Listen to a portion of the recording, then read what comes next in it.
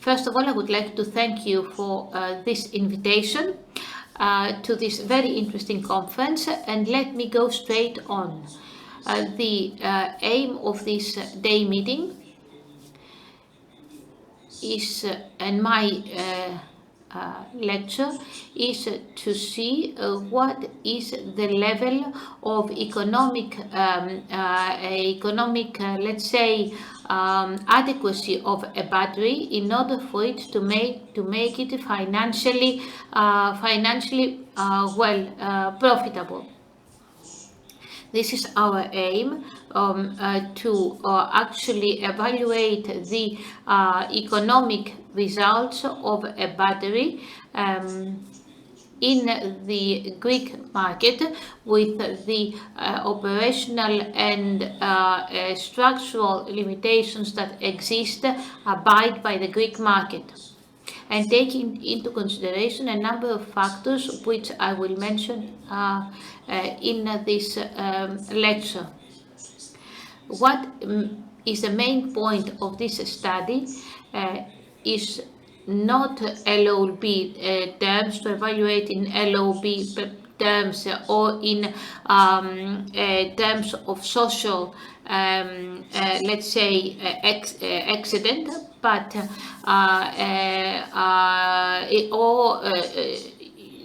and this lecture also does not aim to compare, let's say, technologies, but only to analyze the financial economic results of these technologies. First of all, I would like to describe the input data of the simulations that we have performed. So we have two RIS development scenarios. One is the low scenario, which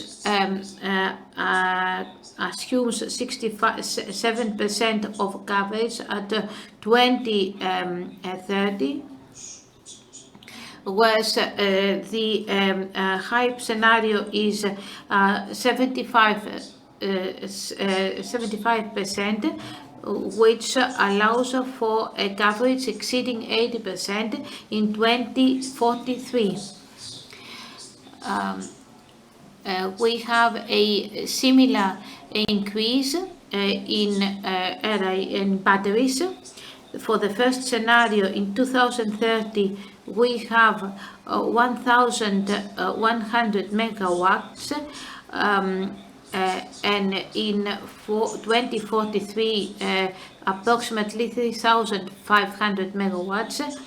And in the second scenario, we have 1,900 megawatts and 2,300 in 2043. So, as you see here, we have a new study whose assumptions have been published recently for 2020. This is a linear, let's say, graphic representation of these assumptions. Of course, we take into consideration all the compatible units that are integrated into the grid, and also the units that are withdrawn from the economic market, taking into consideration also the delignitization program currently in progress by the government. You see here how the installed power, a picture, let's say, of the installed power until 2050. You see that we have only hydroelectric power and natural gas stations by 2050, as all carbon and lignite stations are decommissioned. We believe today that the very high prices of natural gas that will go down until January 2024, which will allow for prices between 20 and 30 euros per megawatt hour, which we consider as rational. Regarding the CO2 levels, our scenario allows for increases from 68 euros per ton to up to 106 euros per ton in 2043, taking into consideration the current policies of the European Union. And there are two scenarios. The first scenario allows for small penetration of consumables and batteries, and the second scenario for high penetration of consumables and batteries. Of course, always in correlation with the prices of natural gas and carbon per year. So the results indicate that the prices for the Greek market in both scenarios are the following. In the first case, with the low penetration of RIS, we have slightly higher prices, while the more the penetration increases, the less the prices are. We have a de-escalation of prices, not a decrease, but a de-escalation of prices. You see, therefore, what are the factors that will affect the future market and allow us to purchase energy at low prices, irrespective of season or hour of the day. You see also how we are going to make profit and what the profit will be from the balancing of the market. That is why it is important, in our opinion, to see what will be the development of the price of batteries. So in the upper diagram, in the top diagram, you see the development of prices for the 6 types of batteries during the next 20 years, and you see that the prices maintain a satisfactory level for all stations and 4 types of batteries, while in the second case, with higher penetration, the competition between different types of batteries and between different types of technologies keeps the price of batteries at low levels. Now, let us see the economic analysis of batteries. We believe that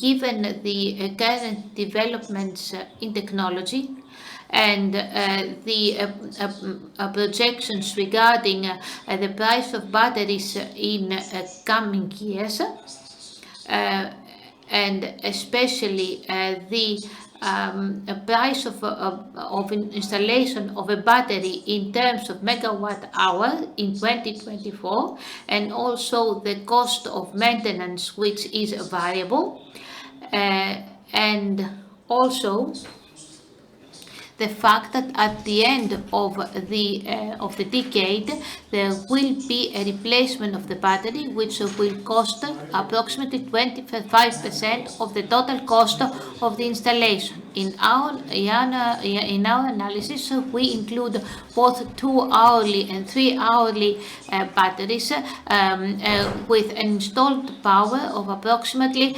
up to 100 megawatts. Due to a lack of time, we are going to see only the results for the 100 megawatt battery and not for the other types. We also have included all the technical and functional limitations of the batteries, such as, for example, the reductions of the state of health of the battery due to aging.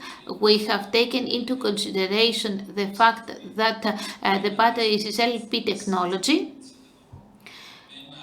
Round trip efficiency approximately 88 to 90%, and we have taken into consideration the fact that for the manufacturer to provide a 10-year guarantee for the battery will have to perform approximately 300 to 350 rounds per year or cycles per year. At the end of life, the battery will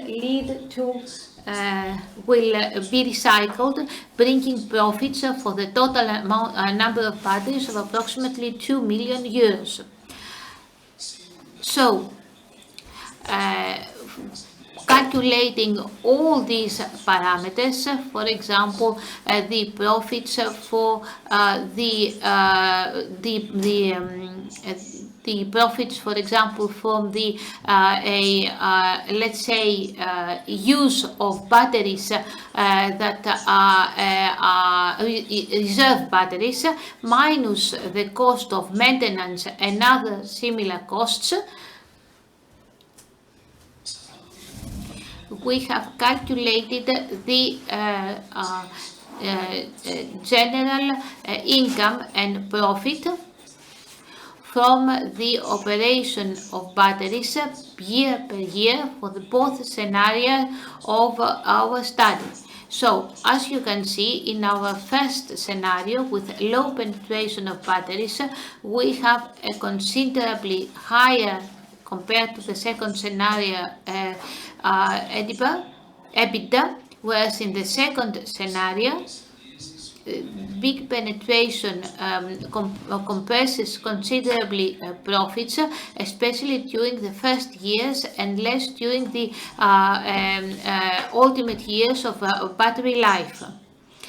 Regarding the IRR, both at the level of shareholders and at the level of operation, is as follows. When in the axis, in the x-axis and in the y-axis, we have we put different parameters, we get these curves for both scenario of the study. In the first case, you see that the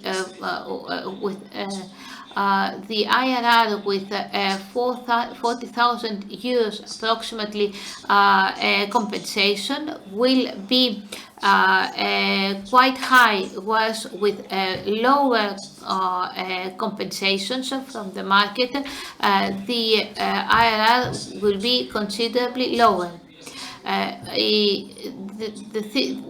This scenario is completely different when the penetration of batteries is higher, since the IRR is approximately or fluctuates between 1 and 5%. Now,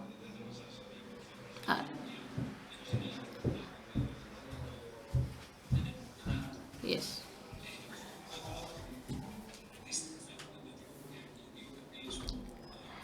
Here you see the two curves of the right diagram, where again you see compensations up to from 60 to 100%. You see that the IRR is approximately 7 to 5%. In lower compensations, the IRR is considerably lower. Now, and concerning penetration, in this graphic shows again the IRR of the shareholders in relation to penetration of battery penetration in 2035.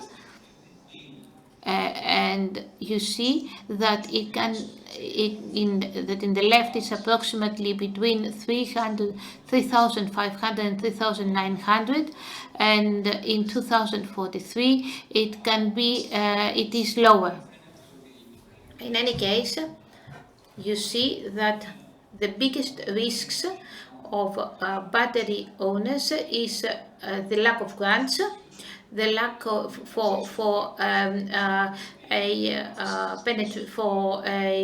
compensations, the appropriation of income of one producer from another, and frequent changes in regulatory frameworks, which of course create other risks. Thank you very much, Mr. Panagoulis, and I'm sorry for being late. Κύριε Μπίσκα,